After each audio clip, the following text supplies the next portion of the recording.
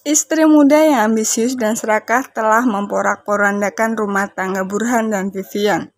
Belum cukup menikahi Burhan, Angel, sang istri muda, mendatangi dukun untuk memusnahkan Vivian, istri tua Burhan. Hai semua, selamat datang kembali. Udah pernah belum ditampar sama pelacur? Bikin dia mati. Cerita bermula dari Pak Burhan, konglomerat yang memiliki wanita idaman lain, bernama Angel. Gadis yang masih muda, cantik, dan menawan. Pak Burhan sudah memiliki 3 orang anak dan 1 orang istri bernama Vivian. Vivian ini adalah istri Pak Burhan yang baik hati dan bijaksana. Sangat berbeda dengan Angel. Angel tidak benar-benar mencintai Pak Burhan. Ia hanya menyukai harta daripada Pak Burhan. Angel sering bergonta-ganti pasangan dengan pria siapapun yang dia sukai. Naasnya kali ini Angel mencintai seorang laki-laki bernama Leo. Leo tidak hanya menginginkan cinta Angel dan tubuh Angel, tapi juga menginginkan harta Angel. Ia menggunakan ilmu hitam untuk memelet Angel. Leo adalah anak Mbok Sumi, seorang dukun sihir yang sangat sakti mandraguna. Salah satu sahabat Angel mengingatkan Angel agar tak berpacaran dengan Leo, karena Leo menggunakan ilmu hitam untuk mendekati Angel. Tidak hanya itu, Leo juga ingin memoroti harta Angel. Awalnya Angel tak percaya dengan hal-hal seperti itu, sampai akhirnya ia menemukan buku foto dirinya berserta rambut dan minyak dalam koper Leo. Barulah Angel percaya dan mengakhiri hubungannya dengan Leo. Kita pindah ke Pak Burhan, yang pada akhirnya menikahi Angel dengan persetujuan dari Vivian. Bahkan Vivian dan anaknya datang ke pernikahan Angel dan Pak Burhan. Sela-sela pernikahannya, Angel teringat akan masa lalunya saat dia masih kecil, di mana ibunya berpesan, jangan biarkan siapapun menghalangi keinginannya untuk mendapatkan apapun, karena Angel cantik. Setelah itu datang seorang perempuan melabrak ibunya, melukai muka ibunya. Ibu Angel depresi, kemudian bunuh diri di depan mata Angel kecil saat itu. Ibu Angel adalah seorang gundik. Inilah cikal bakal yang membuat Angel menjadi perempuan yang nakal. Kini Angel telah sah menjadi istri Pak Burhan. Saking cintanya kepada Angel, Pak Burhan meminta Roy, keponakan Vivian, untuk menjaga Angel dan menemaninya kemanapun ia pergi. Roy ini berparas tampan dan berwibawa. Angel menyukai Roy. I like him. Mine for now. Kita kembali ke Leo. Leo sakit hati dengan apa yang dilakukan oleh Angel. Untuk itu dia meminta ibunya, yang dukun itu, untuk membuat Angel menderita. Leo harus mendapatkan air ludah Angel dan Pak Burhan. Dengan berbagai cara, akhirnya Roy berhasil mendapatkan air ludah Angel dan juga Pak Burhan. Kita ke Angel, yang suka sekali dengan pergaulan bebas dan hiperseks. Ia berusaha menggoda Roy dengan kemolekan tubuhnya, tapi ditolak mentah-mentah oleh Roy. Roy ini nampak tak tertarik dengan Angel dan sedikit jijik. Penolakan Roy membuat Angel semakin penasaran dan menyukai Roy. Saya nggak bisa. Mbak itu si Burhan. Kita ke Leo. Setelah mendapatkan air ludah Pak Burhan dan juga Angel, ia menyerahkan kepada Mbok Sumi, ibunya. Kemudian dibacakan mantra. Setelah itu Leo harus menguburkan boneka santet ke halaman rumah Pak Burhan dan juga Angel. Leo berhasil menguburkan boneka santet itu di halaman rumah Pak Burhan.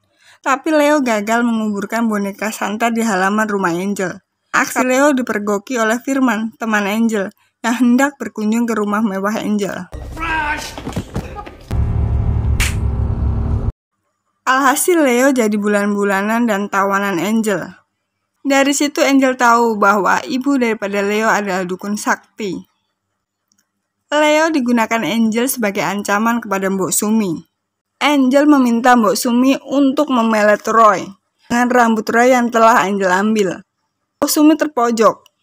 Akhirnya dia menuruti semua kata-kata Angel. Dan Angel berjanji akan melepaskan Leo setelah jampi-jampinya berhasil memelet Roy. Saya harus kasih semuanya tas di dalam setiap minumannya. Mbok Sumi memberi minyak nyong-nyong kepada Angel. Minyak nyong-nyong tersebut harus diminum oleh Roy. Kemudian Angel memasukkan minyak nyong-nyong itu ke dalam minuman Roy. Minyak itu bereaksi dengan cepat. Roy terpengaruh. Roy jadi belangsakan, tak dapat membendung hasratnya saat melihat Angel. Ditambah Angel dengan sengaja memamerkan kemolekan tubuhnya di depan Roy. Akhirnya Angel berhasil mendapatkan Roy dan bercinta dengan Roy. Bahkan Angel tak segan mengirimkan foto mesranya bersama Roy di atas ranjang kepada sahabatnya yang bernama Maya. Maya ini terindikasi memiliki iri hati dengan Angel. Meski mereka bersahabat, Mbok Sumi mulai melancarkan aksinya, mulai menyihir Pak Burhan. Pak Burhan yang datang mengunjungi Angel mendadak kesakitan dan berperilaku seperti binatang, babi. Hingga ia tak sadarkan diri. Roy dan Angel membawa Pak Burhan ke rumah sakit. Gimana kondisinya? Nggak tahu. Aku mau pulang dulu. Tapi Roy, Tak lama Vivian datang ke rumah sakit dan bertemu dengan Angel. Vivian menanyakan keadaan Pak Burhan, tapi Angel seolah acuh dan tak peduli dengan keadaan Pak Burhan.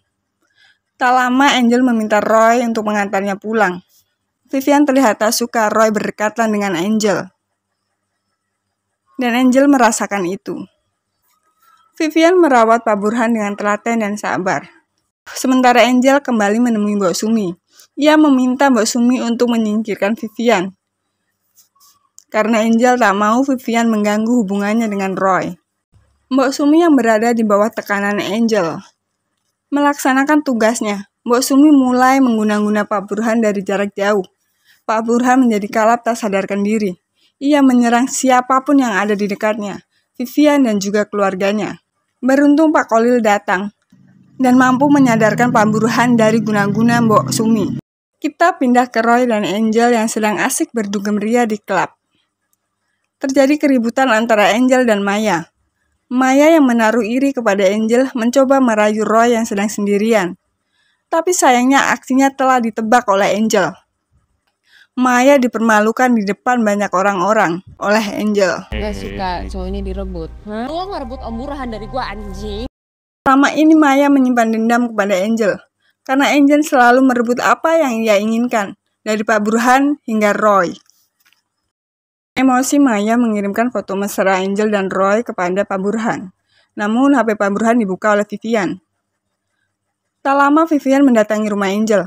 Di sana Vivian melihat Roy menggunakan pakaian yang tak seharusnya ia pakai. Bahkan Roy sama sekali tidak mengenali tantenya sendiri. Kemudian Roy memanggil Angel. Angel keluar kamar. Dengan nada murka Vivian mengingatkan Angel agar tak menyeret Roy dalam pergaulan nakalnya itu. Terjadilah keributan antara Vivian dan Angel. Sampai mereka saling jambak dan saling tampar. Cukup! Saat menjambak rambut Vivian, Angel mengambil rambut Vivian. Tentu saja dia akan gunakan itu ke Mbok Sumi. Vivian menampar Roy 3 kali dengan sangat keras, membuat Roy tersadar dan mengenali Vivian sebagai tantenya. Vivian membawa Roy pulang untuk disembuhkan oleh Ki Kolil dari PLTN. Dia mati. Seperti yang sudah dia rencanakan, Angel kembali mendatangi Mbok Sumi dengan membawa foto dan rambut Vivian. Angel ingin Vivian dibuat meninggal, agar tak menjadi penghalang baginya untuk mendapatkan Roy dan menguasai Burhan. Dia ada penjaganya. Kamu masih nggak bisa? Ini tidak bisa. Cobaan pertama santet Mbok Sumi ke Vivian gagal, karena perbuatan baik Vivian menjadi pelindung baginya.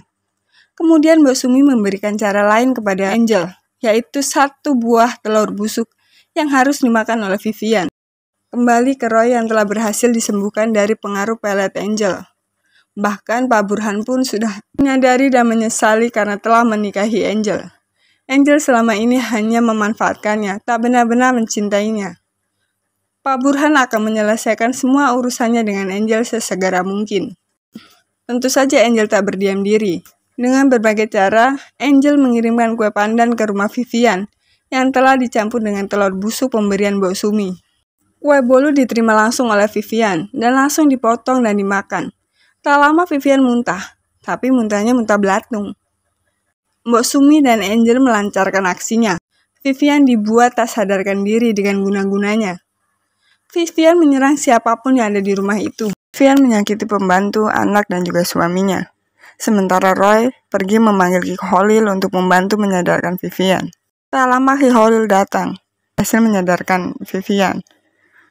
Ki Kholil berkata, kita harus menemukan dukun yang dipakai Angel agar dapat menyembuhkan Vivian karena sihir itu telah menyatu dengan darah Vivian. Roy mengantar Ki Kholil ke tempat Mbok Sumi, dukun yang digunakan Angel. Mbok Sumi sempat kewalahan menghadapi Ki Kholil. Mbok Sumi meminta Angel untuk mengambil bambu dan juga tanah kuburan. Kemudian dimasukkan ke dalam wadah air panas. Angel harus menghirup uap air panas tersebut. Kita balik lagi ke Vivian, yang terus diteror oleh kekuatan sihir Mbok Sumi. Vivian ketakutan, dan seluruh ruangan rumahnya menjadi berdarah dan penuh dengan ular. Vivian hampir mati dibuat tenggelam di lautan darah.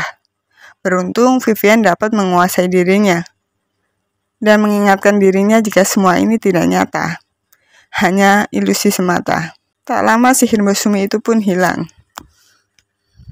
Vivian pun selamat.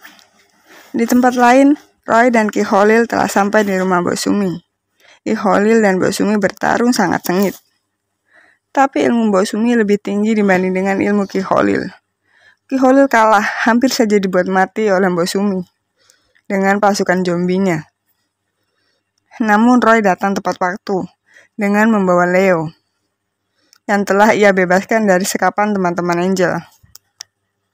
Mbok Sumi lalu pergi meninggalkan Ki Kholil dan membawa Leo menghilang. Sementara Angel yang sudah tahu bahwa dia telah kalah telak, ia kabur dengan menggunakan mobilnya. Sayangnya Mbok Sumi telah mempunyai rambut Angel. Habislah Angel disantet oleh Mbok Sumi. Semua kembali ke Angel.